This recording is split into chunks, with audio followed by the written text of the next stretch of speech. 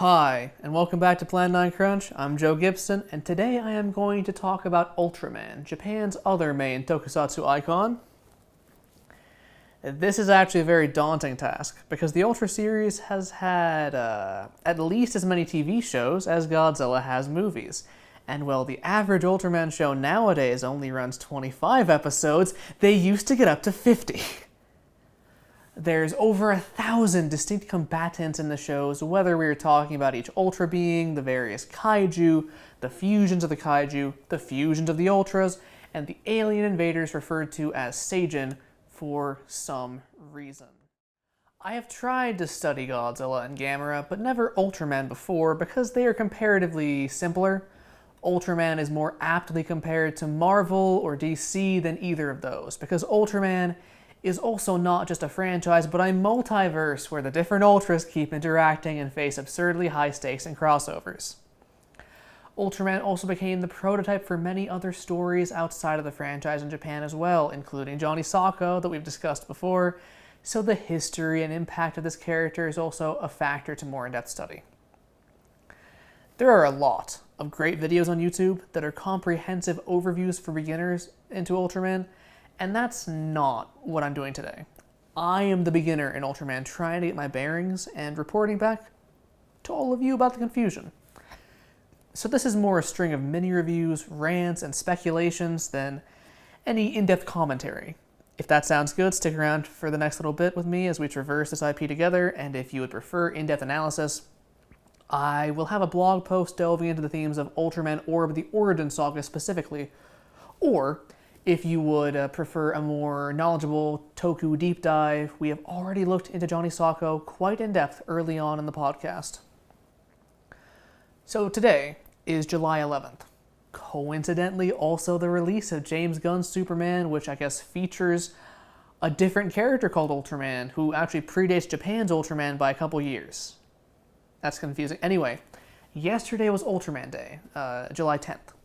With Godzilla Day and Gamera Day, those are the respective dates of their first film's release, but Ultraman Day is not celebrating the first Ultra Series show, Ultra Q, nor the pilot episode of the original Ultraman 1966. The first episode of Ultraman was taking longer than expected, so they delayed it and aired a non-canonical TV stage show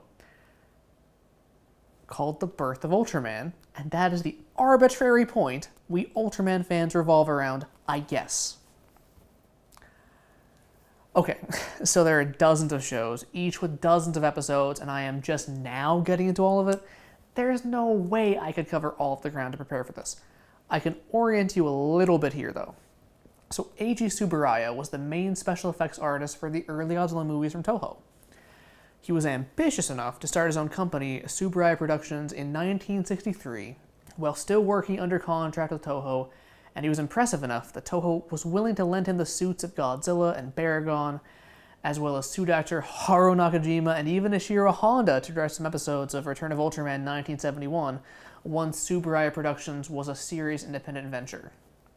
So there's a high creative crossover between Godzilla and Ultraman, but they haven't officially crossed over in any kind of movie things. The Godzilla suit, played by Haruo Nakajima, has been in Ultra shows as it's been modified into various characters, but as of yet, no actual Godzilla vs. Ultraman movie or TV show.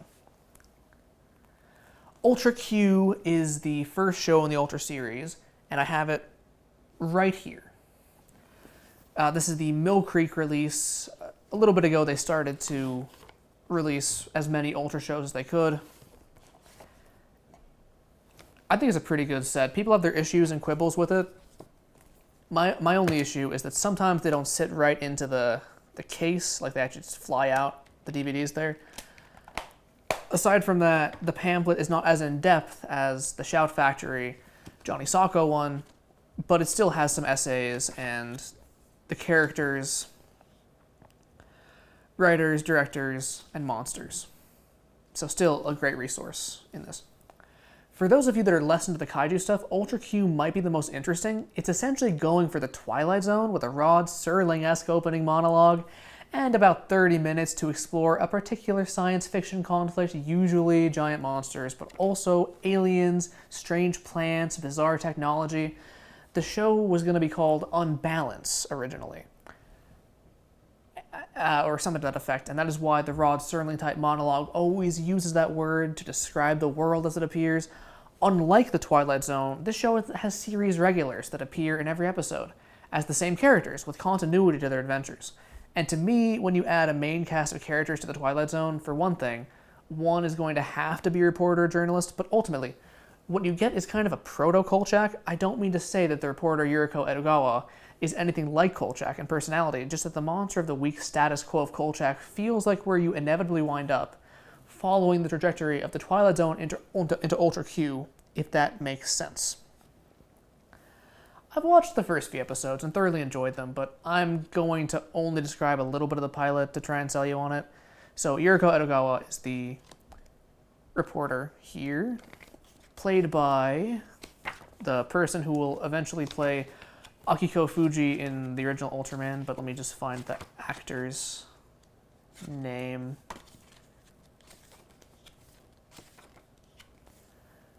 Hiriko Sakurai. She's quite intrepid, you like her. Kenji Sahara, who you may know from some Godzilla movies in the 60s and 70s, plays Jun Manjome, a pilot who's friends with Yuriko. He has a partner, Ippei, played by Yasuhiko Saijo, and then there's a professor that they talk to sometimes. In any case, they investigate a monster that terrorizes a mining crew. The professor's not there in that episode. There's a kid who serves the professor-like role of explaining what's going on with Gomez and Litra. In any case, Yuriko and Jun wind up in the mine trapped with one of these monsters. Gomez, or Gomatius is the scientific name. Gomez is a Godzilla suit. But what they did was pretty crazy. They put a little horn on top of his head, put some scales over his body, covered up the dorsal fins with some other protrusions, and then some minor edits, and that's just Gomez. The first Ultraman monster, the Ultra Series monster, is Godzilla with some tweaking, and that'll pay off eventually in Shin Ultraman, if I remember to mention that at the end of the video. In any case, Litra was made from... Okay, so Rodan is portrayed by suit, but also by prop. And if you've watched Ebra Horror of the Deep, there's a giant condor in that movie that looks a lot like Rodan, and because that is a Rodan prop. But that's a Rodan prop after it was loaned to Tsuburaya Productions to become Litra, then also a later bird monster in the show. Then they gave it back to Toho to become Giant Condor. So all very convoluted. It's based on an old folktale of the dynamic between Litra and Gomez, I mean to say, is based on an old folktale in Japanese lore. But in any case, won't spoil the ending there, but there's a pretty good fight for a TV budget in black and white. And that's really all I have to say on Ultraman right now. Ultra Q right now. If you like The Twilight Zone, but want a little bit more giant monsters, then Ultra Q is your show. And there have been some Ultra Q revivals, spin-off, remake type scenarios, but that's rarer than just having a new Ultra hero. So Ultraman is the next topic of discussion here.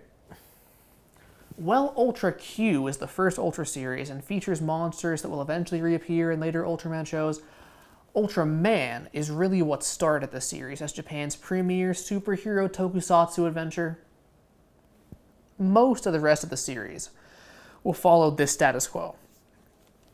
There will be a science or research or attack team with a captain and a comic relief character, in this case Captain Muramatsu, and comic relief character Ide.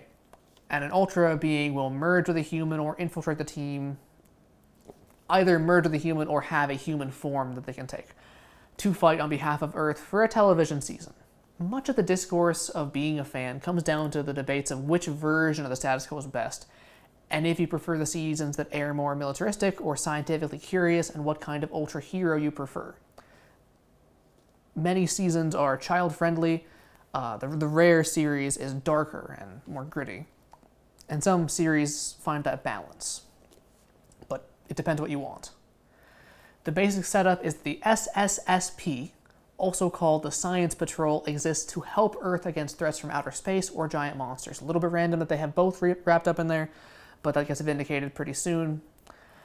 Ultraman comes to Earth chasing a monster called Bemular, but accidentally enters a mid-air collision with SSSP agent Shin Hayata, killing him. Ultraman apologizes to Hayata and saves his life by merging with him. Hayata regains his own life, but can now use a beta capsule stick. He holds it up in the air to transform back into Ultraman. So the first episode deals with Bemular. Bemular being a very spiky monster with a blue beam, derivative of Godzilla, but also enough of his own thing, in how they constructed a much skinnier suit and spikier. I will describe that scenario to you in a second, but first, some more background information for the symbols. Tsuburaya was Christian, as far as I can tell, and a member of the SSSP. I believe it was either Muramatsu or Arashi, who's their sharpshooter, references a sole benevolent god as being in charge of the universe in the pilot episode. Also, most tantalizing of all, the position Ultraman's hands have to take to fire off his ultimate weapon, the Spacium Beam, is a cross. So Ultraman is both a being of light and a man who comes to the Earth to protect it and gives his life for humanity, technically multiple times, because in the final episode of the show, there is a monster called Zetton that is so strong Ultraman cannot beat it. An Ultraman superior from the Land of Light called Zoffy resurrects him back to life. I'll have more to say on that in a bit, but first, Ultraman, especially in the context of the first show, is a blatant Christ allegory. Later shows will have him be crucified in the imagery of it. Later shows will even use other Christian concepts in terms of Belial being the name of an overarching villain, as well as Trinity being a power-up form, though in that case that's because there are three Ultramen in the fusion. Still, Trinity is the chosen word there. One thing I find really weird about the first episode of Ultraman is how Ultraman coded everything is with the SSSP before he even shows up. Ultraman in most versions has a blue color timer on his chest that flashes red when he's expended too much energy, either from taking a powerful direct hit from an enemy or being on Earth in full form for more than 3 minutes. But the SSSP also have a chest light that flashes red as an alert. All of their vehicles have the same red and silver aesthetic, even though their costumes are orange, and they even call this Bemular mission Ultra Operation Number 1 before Hayata can tell them the hero's called Ultraman. I understand from a real-world production standpoint why this would be, but it is really uncanny once you notice it. Also, not really relevant, but the SSSP's phone ringtone is King Ghidorah's screeches from the Toho movies, something equally disturbing. Legitimately, because of all this weirdness, it would not be that crazy for a literary critic to apply new criticism to this with an objective correlative that Hayata actually did die and is dreaming jumbled SSSP symbology into Ultraman as he passes. I don't know if that holds throughout the entire show, mind you. I'm only a couple episodes in. I've watched the end as well. I'll have thoughts on that. In any case, Bemular is a very skinny, spiky monster that has a pale blue heat beam on the run from Ultraman that chooses to hide out on a lake. Hayata, after the merging, tries to draw Bemular out with a submarine and eventually succeeds at the cost of destroying the submarine. So first the jet VTOL that he's in gets totaled in the submarine. Finally, he transforms into Ultraman for a decent but rudimentary fight. And this kind of has it all in terms of the short form kaiju content. Not really a city for Bemular to destroy, but they get quick to work with that with Alien Bolton in the next episode. But in terms of destroying multiple vehicles and having a cool fight by a lake, it's good enough. I'd like to pivot for a second to discussing this alongside Johnny Sacco in regard to the basic setup in Monster Cast. Unicorn is clearly based on the SSSP, but it does enough of its own thing to create a family-like environment with an aesthetic different enough from the robot to make sense in the universe. So, Unicorn employs child soldiers, but it's a family unit. And technically there is a child agent of the SSSP called Toshina, but they keep him out of the action, unlike Johnny and Mari. There's banter. I don't want to say there's not a family component to SSSP. It's just I think it's done better in Johnny Sokko. Anyway. Also, and this is something the Ultra Series will eventually realize with like Yapul in Ultraman Ace, or much later Jugless Juggler, the episodic happenstances of the original Ultraman are somewhat haphazard and random, with all sorts of episodic plots and characters that could be overarching villains but get resolved, leaving no overarching villain to streamline the conflict. Johnny Sokko has Emperor Guillotine and the Gargoyle Gang that help to structure and contextualize these various situations. Emperor Guillotine and his other alien or terrorist or mutant subcontractors each approach their mission slightly differently, leading to different political espionage, horror scenarios, or science fiction journeys that all still matter equally and carry the same stakes episode to episode. The show also allows most of the various monster opponents a second episode reappearance, and one monster even gets 3 episodes total. Though many of the significant kaiju and seijin in the original Ultraman reappear in later shows, the show itself does not really allow for the same degree of rematches. So I mentioned Baltan before. He's a lobster-clawed alien that's allergic to spacium. He gets 2 or 3 appearances, I want to say. Pigmon is a cute and small monster. The same suit as actually one of the monsters from Ultra Q, but I believe they take off the tail and shrink him down considerably. He's cute and helpful, but he always gets killed off multiple times in the show. Vicious Red King reappears, Dinosaur Gomora, and to an extent, the Worm Telesdon and Alien Duraco get multiple episodes, but there's a caveat on that, because those last 2 are only revived by a different monster, and that would have been Gomora and Red King already, but they changed it. Alien Duraco comes back with hands. He had knives instead of hands before, and he has new weird horns on his head, so basically even a different monster. Pigmon serves a sizable role in the second appearance, I'll grant him that, but the bit with every Pigmon is that he's only there to be helpful and then die. There are 39 episodes of the show, compared to the 26 of Johnny Sokko, and Tsuburaya Productions was constantly making more monsters by disassembling their suits and modifying them.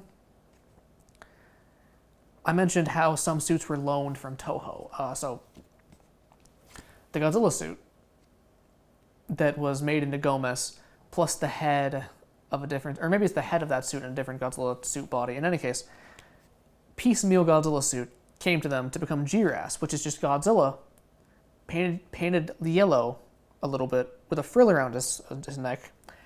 The frill gets taken off in the battle, so it's just a yellow Godzilla in episode 9 or 10 of the show. That's one standout, but also Baragon's suit. Baragon fights Frankenstein, of course, in the Toho series, but he became Pagos for Ultra Q, and then Naranga, an invisibility monster, and Gabora in this show. In any case, okay, Red King and Gomora are 2 of the most important kaiju to highlight here for their popularity in the franchise. We'll start with Gomora. Gomora is a dinosaur with wide horns that serves a role somewhat similar to King Kong, or I suppose the Brontosaurus in The Lost World and the Tyrannosaur in The Lost World Jurassic Park. Humans relocate the Gomorasaurus to the mainland to show him off, and an animal that would never have attacked humans under normal circumstances has to in this new strange land. Because it was structured as a 2-parter, Gomora is able to both get away and then be defeated and killed in battle. Going forward, Gomora's main traits are sympathetic and strong, and in a later show, he will become the hero. So now Red King. So, this is Red King. He's not red. There's a reason for that. The show is going to be called Red Man. They wanted to have red for the King monster. This is a very popular monster after the show, but also they brought him back in the show. They didn't have to. They changed his suit into a different monster, but they still found a way to bring him back after that. He's a corncob monster, not literally. He just looks like a dinosaur made out of corn on the cob. The personality of Red King is very compelling for a show like this. He's a bully who thinks he's a tyrant and loves fighting, but is also essentially a cartoon character in practice where he will always get his slapstick comeuppance. One of the things that I find that separates kaiju media from American giant monsters of the era is the way that kaiju uniquely can demonstrate their own personalities. And this leads me into my main reservation about the Ultra Series at this point. This is not just a representation of Red King. This is literally Red King. In later shows, I believe it is Ultraman Ginga. I don't know yet for sure. I kind of don't want to watch that to make sure, because I don't like the concept. They'll decide to introduce a gimmick where the kaiju can be brought to life through toys, such as this Spark Doll. It's not actually a Spark Doll. It doesn't have the thing on the bottom of the foot, but it's the same toy that was the Spark Doll. Or even later on, the monsters are contained within cards and can be generated via said cards. Because after a certain point, each Ultraman show switches to a new universe to reset the status quo for the new Ultra, it is never really explained how the monsters got put on cards in some of the later shows I've watched. And thus, it is not quite as simple as arguing that the Red King we know and love got trapped in one, so much as that the Red King, the creature, is now easily replicable, personality and all. Maybe the show salvaged this, but it actually kind of pisses me off that the kaiju are not special as their own entities as a result of toyetic gimmicks the further you get into these shows.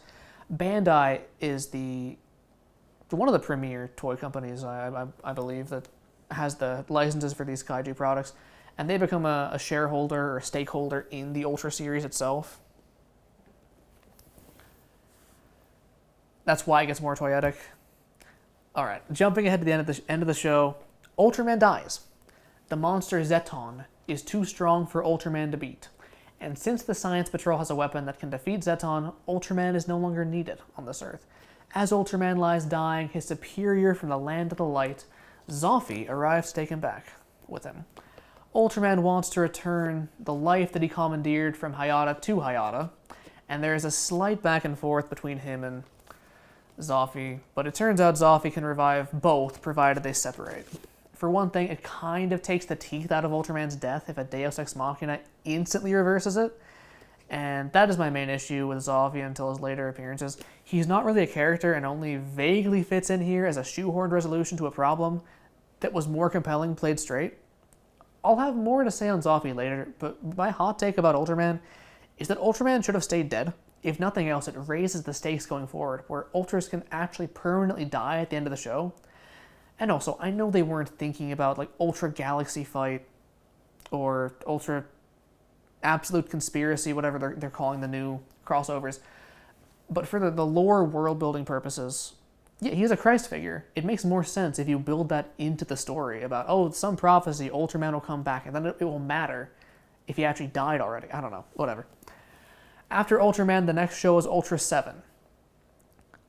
I didn't buy that one. I'm less interested in Ultra 7. It was originally conceived to be a different universe, but it got roped in eventually. I do have the book coming. I have the novel for Ultraman. I'll talk a little bit more about that, but much of my thoughts on this novel will be its own video probably very soon. And the Ultra 7 novel is coming in the mail soon. It might be there by the time this goes up. Anyway, then Return of Ultraman from 1971, which actually features a new Ultraman called Ultraman Jack, not the original. It's called Return of Ultraman, but it's Ultraman Jack, not. That's all confusing. And I cannot recite the rest of the show Ultras from memory yet.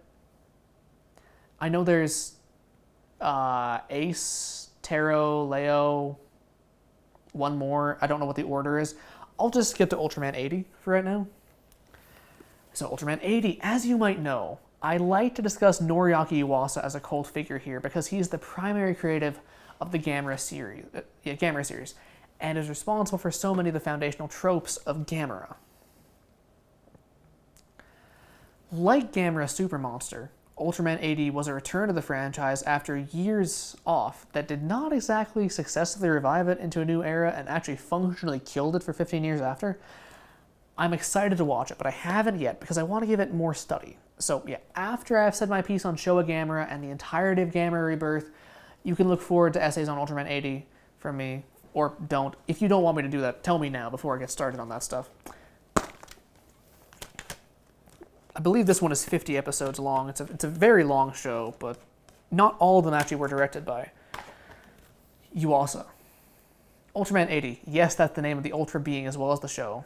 It's from 1980, but they named the Ultra being that himself. hides himself as a teacher, and that's a very interesting angle to have. Much of the criticism of the show is that it apparently drops that premise far too early. It's 50 episodes. I don't know how early is too early. However, I feel a little differently about that. Well, this is Noriaki Yuasa's show. He did not direct all the episodes, or even most of them. And I wonder if the series makes more sense if you just watch his episodes. We'll test that eventually, but that viewing order would be Episode 1, Ultraman Teacher. Episode 2, The Teacher's Secret. Episode 5, The Phantom Town. Episode 6, The Boy from the Stars. Episode 9, Airport Emergency. Episode 10, Visitor from Space. Episode 13, Knockout Formation Yamato. Episode 14, Teleportation, The Man from Paris. Episode 17, Fly to the Sinister Monster Island Part 1, then the Part 2 of that. Episode 21, Shine into Eternity, Space G-Men 85. Episode 22, The Day When the Planets Align. Episode 25, A Beautiful Challenger. Episode 26, The Time Tunnel Shadow Warriors. Episode 29, Wrath of the Monster Emperor, that appears to be Red King, but I could be wrong. Episode 33, The Monster Made by a Boy. That might be Red King, actually. I Caught a Weird Fish, episode 34. I think I've heard about that one. That's a fun one.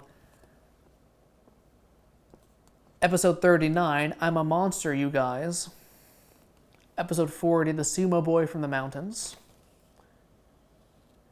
Episode 43, The Female Warrior from the Planet of Ultra. Okay, so I guess that's when Yulian gets in here. That's the female Ultra alongside him. Nope. Okay, Revival of the Fearsome Red King is its own episode directed by Shohei Tojo. And yes, the last episode by Noriaki Yuasa is actually episode 44, Fierce Fight 80 versus Ultra 7. Which that's kind of funny if that's the last episode of the show, just watching Yuasa's thing. Anyway, I don't know much about the show yet, but one monster called Ho reappeared in a later show I watched in full, and I'm pretty sure that Ho comes into being through negative minus psychic energy, which reminds me of a line from Gamma Rebirth, though I've not yet done my research into that show for my reviews.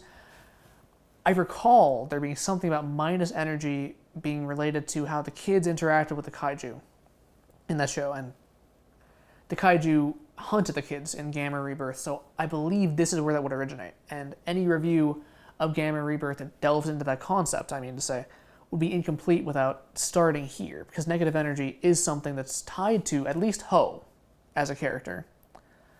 Outside of Ho, some monsters that stand out are Red King and Gomora as they came back for this one.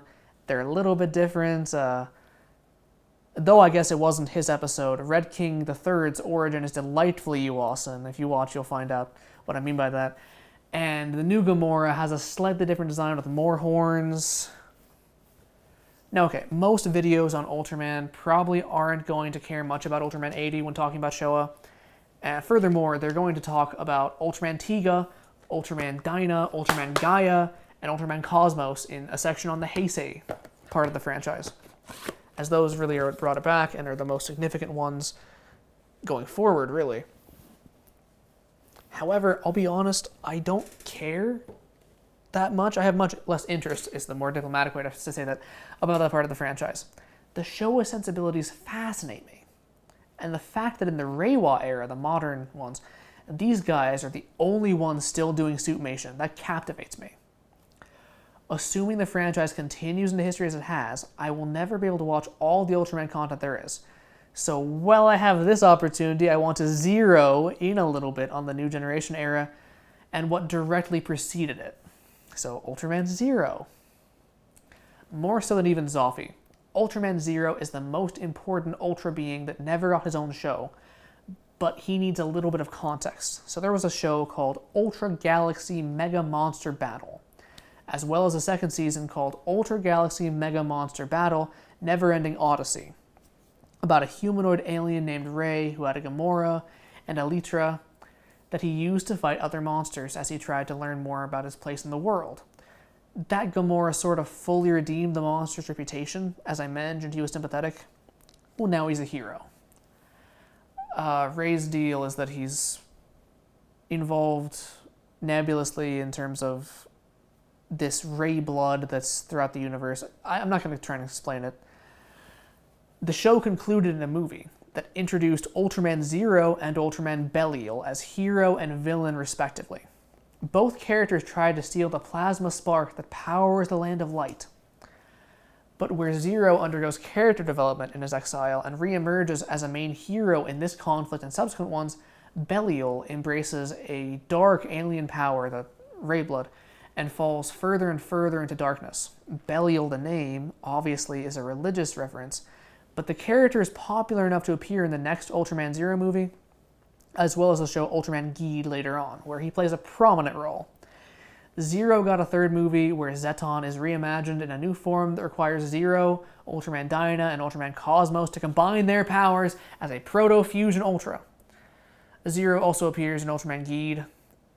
It's the closest he gets to his own show since he's the secondary Ultra in that show that has his own human host.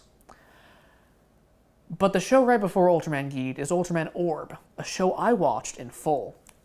And it does some really interesting things we can talk about, as it is the show that really got the fusion gimmick going.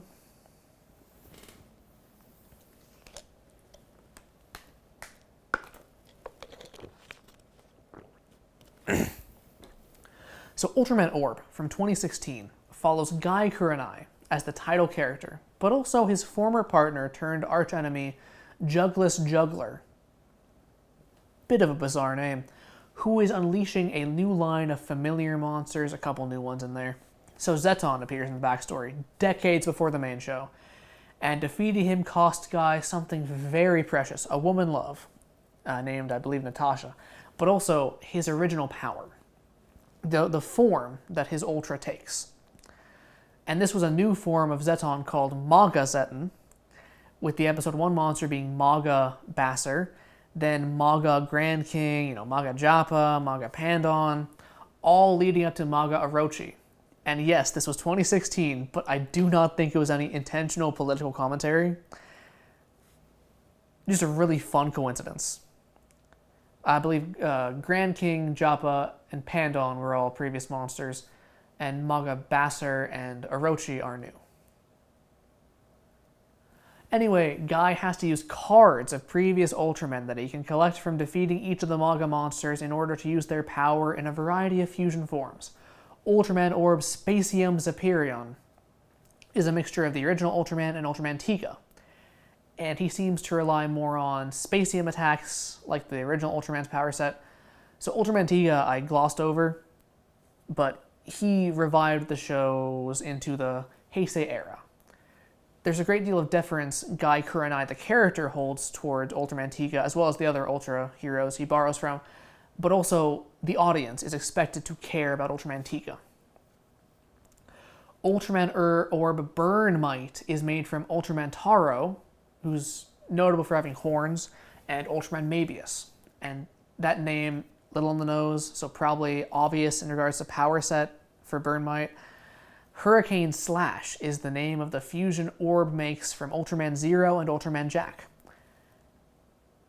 And all the Ultras talk, usually. At least they can make grunts up to this point in the shows, but especially when he's in his, pocket space putting the cards together, making the form.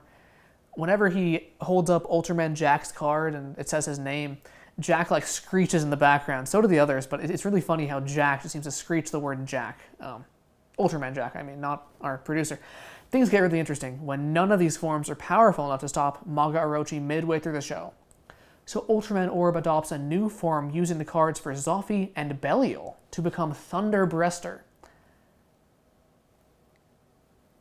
I think the buttons that Zophi has on himself, I didn't explain until now. Zophi looks like Ultraman, except with buttons on himself.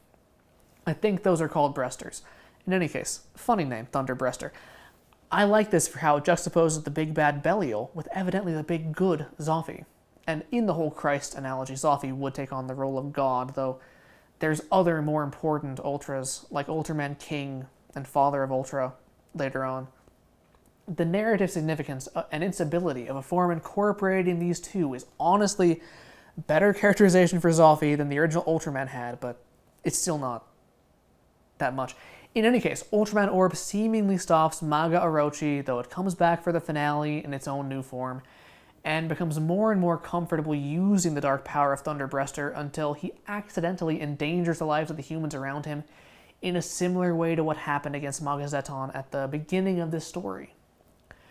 The human cast of the show, rather than being an attack team like the SSSP, is essentially a cartoon version of the team in Ultra Q, with the goofiness cranked up. Confusingly, they are called the SSP.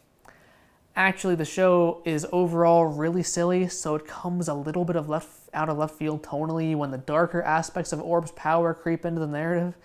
That said, Juggler is literally committing acts of terror most episodes, and constantly gives at least initially unwanted sexual advances towards Naomi, the leader of the SSP. The show teases Naomi within a love triangle with Ultraman Orb and Juggler, but I'll just say it here, the main chemistry in that triangle is between the two men. Juggler is so aggressively bisexual, it is actually hilarious. He is willing to destroy the world just to get guys' attention, but constantly gets shipped with female characters within the show, within other shows. I've not seen this happen yet, but in Ultraman Geed, when he encounters the host of Ultraman Zero, I think it is, who is a married man with a kid, he's going to grope his butt and call him Daddy-O. This is what Juggler does when he meets another Ultra. And then later on in Ultraman Z, he will circumstantially grab the butt of another Ultra. I guess I'm spoiling that the Juggler is that character on Ultraman Z. Though Ultraman Z caught on in Japan as one of the most popular Ultra shows for some reason, the main reason I want to watch it is to see more of Juggler. So, anyway, Juggler tries to corrupt Guy into using dark power. He's very pleased when Guy uses a dark card that's Belial. But also, as the show eventually reveals, Juggler is one of the only things keeping Guy from falling from grace. Naomi, as it turns out, is the descendant of Guy's prior love interest, and the only reason that makes sense and can happen is because Juggler saved her from the destruction. Because, as the prequel show reveals, Juggler also lost a lover in the heat of battle, and that is what corrupted him into his demon form. Okay, I forgot to mention until now, Juggler has a demon form. They call it the Majin form, that means demon. It is what enables him to fight Guy directly in the third to last episode before a very loose redemption into antihero in the fight against Magata no Orochi, the final form of Maga Orochi. I like the show a lot. Episode 9 is the comedic standout, but the two-parter with Zepandon, that's a monster fusion of Zetton and Pandon, and it unlocks Guy's original form in that episode, two-parter, called Orb Origin. That two-parter probably has the most effective drama in the show. But in the model for new Ultra shows, it doesn't end there. Ultraman Orb the movie, Lend Me the Power of Your Bonds. I don't like it nearly as much. It introduces a new rival for Guy named Saw Death, who is entertaining, but it falls into the problem where many of the monsters on the main show got so absurdly powerful, at least based on how powerful Thunderbreaster and Orb Origin are implied to be by the monsters they fight, so then if they struggle against later monsters, that elevates their power. Orb and Juggler should not be struggling against the random kaiju and Seijin that populate the really one absurdly long kaiju fight scene in the movie. Thunderbreaster could put down Galactron, who is a very powerful monster in Ultraman Orb. I refuse to believe that any form of Ultraman Orb past that point is going to struggle against an alien Guts. Come on. The main draw of this movie for Ultraman shows is how Ultraman Zero, Ultra 7, Ultraman X, and a few more finally get to interact with Guy after he used some of them for fusions in the main show. Actually, I forgot to mention this earlier. He has those specific forms that he uses. He picks which Ultras, I guess, to make the forms out of. He doesn't ever cross-pollinate those. we only see the forms that the show decided to make suits for. We don't see what happens if you mix Ultraman Jack with Ultraman Belial, or Ultraman Zero with a different one than he's paired with in the show. In any case, the main draw for fans of cult films will be the sequence wherein the cast all gets lost in a mansion, and the drama plays out somewhat similarly to a Bowery Boys stock plot. I'm not kidding. That's the main thought I had watching that part of the movie. If you like the Bowery Boys, particularly their messier installments, you might actually like this movie a lot. Ultra Fight Orb, Lend Me the Power of Father and Son is a mini-series. Well, not really. I guess a mini-series because they aired it in multiple chunks. Half-hour-long special. They have these. Ultraman Zero doesn't have an actual show, but he has a trilogy of movies, and then he has the side stories that lead into each of those movies. Anyway, Ultra Fight Orb, Lend Me the Power of Father and Son is unironically a much better plot than the movie, despite being much shorter and even sloppy in one place. Essentially, it's following up on the Ray Blood conflicts that I'm not going to explain for you, but in any case, Ray Batos is the new Ray Blood villain who's trying to revive Belial, but also get the Giga Battlenizer. The Giga Battlenizer being a thing from Ultra Galaxy Legends Mega Monster Battle, the movie that Belial used, to control monsters and whatever. Sufficient stakes. Bring back dead monsters for Ultraman Zero and Ultraman Orb to fight. Then we bring in Ultra 7, who is Ultraman Zero's father. Ultraman Jack gets to be in it, and Zoffy, actually. Zoffy, Ultraman Jack, Ultraman, and a few others were part of the Ultra Brothers. I forget if 7 was part of that or not. And so much of Zoffy's development would have come already in the form of Ultra Brothers Adventures. But here, it's a smaller thing, not much time for character arcs. But just seeing Zoffy exist alongside other Ultras makes him feel like more of a character to me. By this point, Ultraman Orb has gotten his main Orb origin form back, but other monsters are more powerful than the base Ultraman Orb origin is. So he's made even more powerful forms. Ultraman Orb Trinity involves him taking the cards of 3 other Ultras. And Ultraman Orb Emirium Slugger, I think, is the one that he takes at the end of this movie from the power of Father and Son. After they train him in a pocket of time and space where it's like 50 years in there, very abrupt, sloppiest part of the miniseries, but it leads to the final battle against Ray Batos. This is after Ray Batos has summoned a few more monsters, including Tyrant, who is a fusion of different notable monsters. There's something that undeniably goes hard, so to speak. There's a lot of hype surrounding this moment, where the color timers on Zoffy, Ultraman Jack, Ultra 7, Ultraman Zero are all blinking as Ultraman Orb, in his newest form, starts attacking Ray Batos, and the theme song for Ultraman Orb starts playing. Very hype moment, so to speak. You know, that alone makes the entire miniseries worth it. At the end, Ray Batos is defeated but gets away, and I guess Ultraman Geed kills him, but that might be retconned into being Ultraman Belial somehow alive. I know a little bit about Ultraman Geed, but I'm trying to work my way through it before I watch Ultraman Z. Ultraman Orb, the Origin Saga, there's so much Ultraman Orb stuff. So they originally planned for there to be 10 chapters in this story, where the main show is chapter 6, the movie's chapter 7, and Ultraman Orb, the Origin Saga, a 12-episode show, was chapter 1. It just follows Guy and Juggler. We don't get all of that. I think they pivoted their plans. The Ultraman Orb Chronicle might actually cover a lot of that, but I couldn't get access to it, so I don't actually know. Ultraman Orb, the Origin Saga, I like a lot. It's an action-adventure serial, and I will delve more into its themes in a blog post, so stay tuned for that. Ultraman Geed is the son of Belial. That's the next show in there. Ultraman Zero shows up. Belial is the main villain.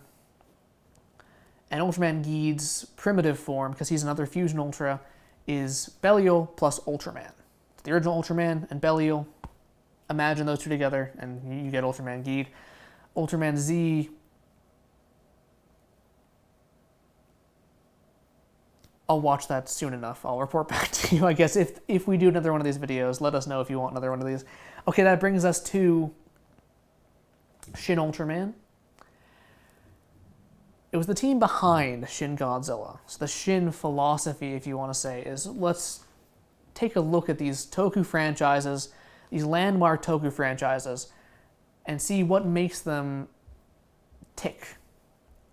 Godzilla was deemed to be about response to nuclear disaster for Shin Godzilla, right? And political incompetence. That's a motif throughout the first movie, is that no one knows what to do with Godzilla in the original movie. But the politicians are very short-sighted. As I understand it, that's a large part of the main plot of Shin Godzilla. But Godzilla has his own form changes, and that's done to highlight the disgusting nature and the evolving problem, as Japan is unable to deal with it until the people start making decisions and the politicians.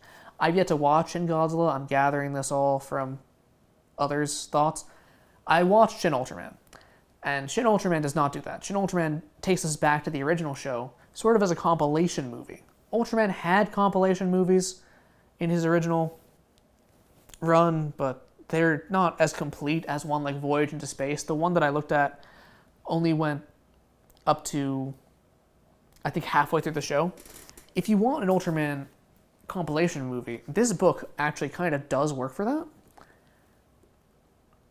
Whether I think it's better or worse, you can wait for a later video on that, but look into this one if you want that.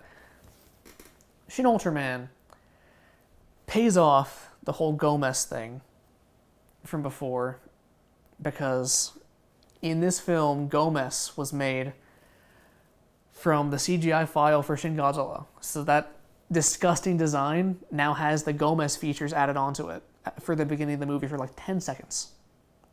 That's because the beginning of the movie gives us a little short film of a Shin Ultra Q, because the monsters start appearing and then people start studying them and trying to stop them.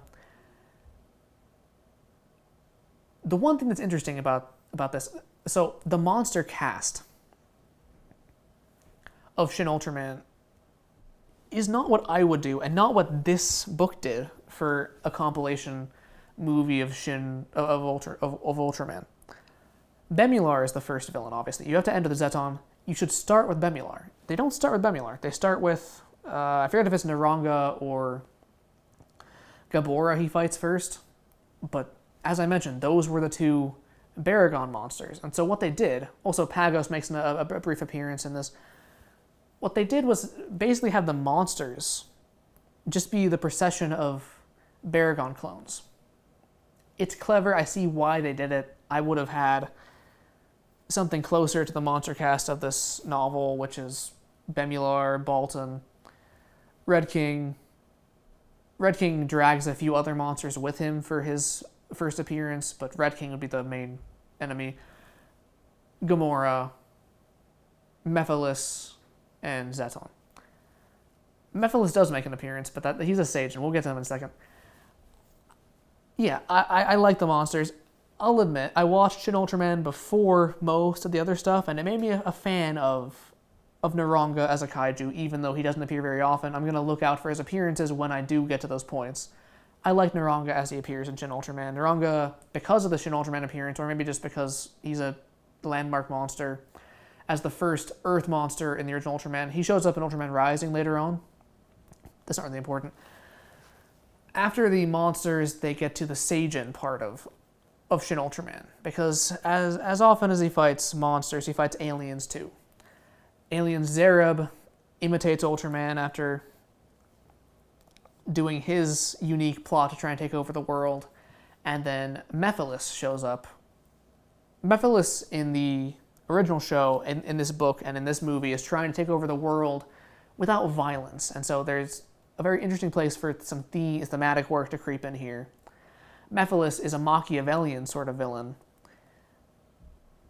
the original design used for Mephiles throughout the tokusatsu shows is kind of chubby and cute in a weird way. They went for a sleeker design that feels more sinister in Shin Ultraman. And the discussions he has with Ultraman in that show are very interesting.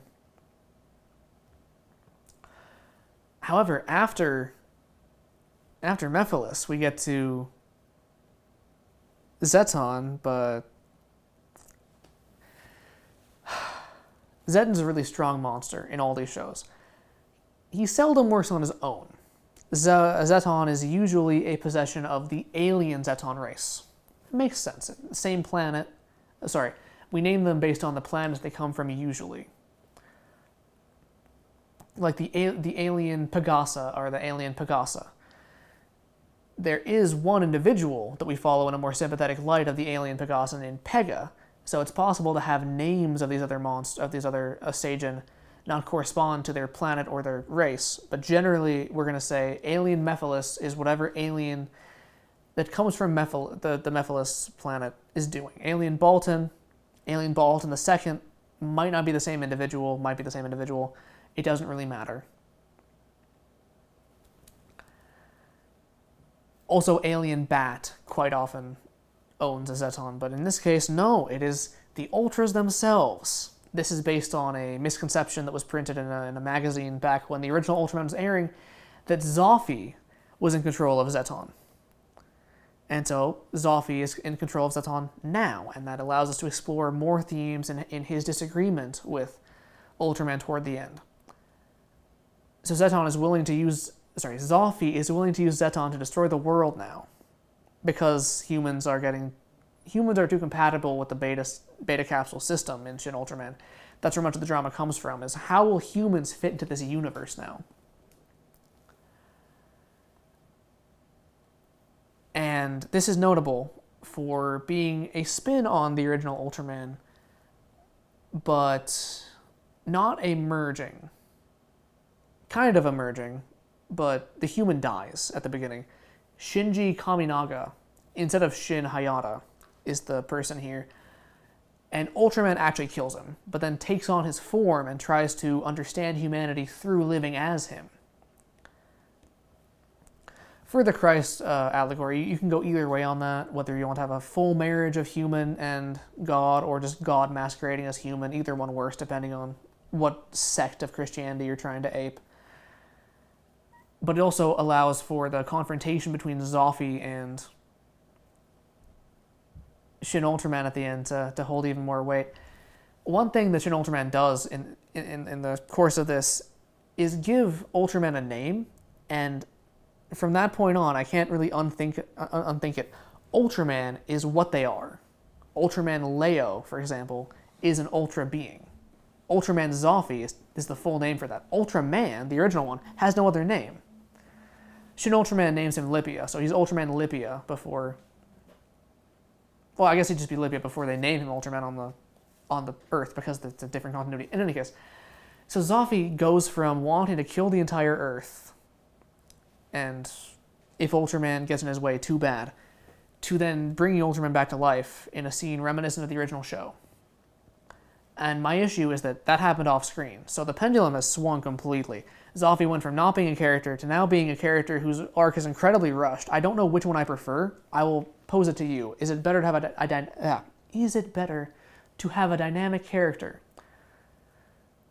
that we don't see much of to justify their change, or is it better to have a static character that isn't really a character? I don't know. It's up to you. Maybe just watch the Ultra Brothers stuff to get more of a sense of Zophy's character. Ultraman Rising, as of right now, is the latest Ultraman movie, I believe. It's a Netflix animated family film that's very different from the rest of the series. If you want a character study of a jerkish baseball player who learns how to be a true hero and how to be a father and how to reconcile with his own father, the previous Ultraman, that's the movie for you. They introduce a new bird monster named Gigantron, and that sounds like a robot name, I understand that, but Tron is a common suffix for Ultraman monsters. We had Arstron, also called Earthtron. Don't worry about it. Naranga and Bemular appear in that movie, though their roles are slightly limited. If you want a compilation movie that shows off multiple monster fights, intermittently you're going to want to watch Shin Ultraman. If you want to watch a more down-to-earth family film, character study, maybe Ultraman Rising is the one for you. Ultraman Rising might take a little bit to get into, because the lead is kind of a jerk for most of the movie. Anyway. So this is the results of my early forays into Ultraman. Let us know what you think. Let us know if you watched any of these, which ones you've enjoyed, which ones you want to see, down in the comment section below. Thank you all for watching. You can follow us here on YouTube. We have a TikTok page. We have a Facebook page, Plan9Crunch podcast and blog. We have our traditional blog, Plan9Crunch.com, where I will have a review. Less so a review. I'm not going to talk about the quality of it. An in-depth discussion into Ultraman Orb, the Origin Sagas themes. Thank you all for watching, and that's a wrap.